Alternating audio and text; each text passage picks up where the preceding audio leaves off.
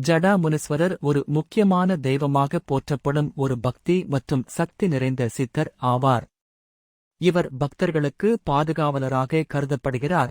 குறிப்பாக தமிழகத்திலும் தென்னிந்திய மாநிலங்களிலும் பரவலாக வழிபடப்படுகிறார்.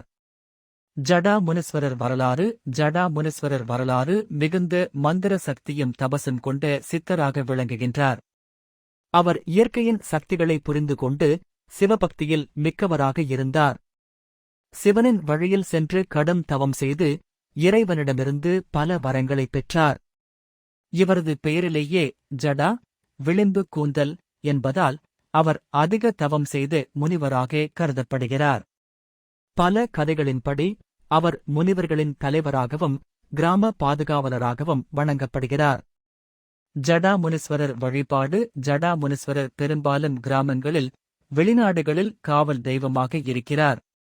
அவருக்கு மஞ்சள், வெல்லம் மற்றும் பால் அபிஷேகம் செய்யப்படுகிறது. குறிப்பாக ஒவ்வொரு ஆடிப்பெருக்கு, அமாவாசை மற்றும் பிரதோஷ நாட்களில் சிறப்பு வழிபாடுகள் நடத்தப்படுகின்றன. பக்தர்கள் அவரை தவம், யாகம் மற்றும் காவல் தெய்வ வழிபாடுகளில் சேர்த்துச் சார்ந்திக்கின்றனர்.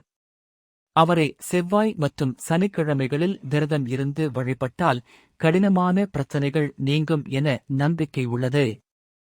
ஜடா முனீஸ்வரர் கோவில்கள் தற்போது தமிழகத்திலும், கர்நாடகாவிலும், ஆந்திராவிலும் அவருக்கென தனிக்கோயில்கள் இருக்கின்றன.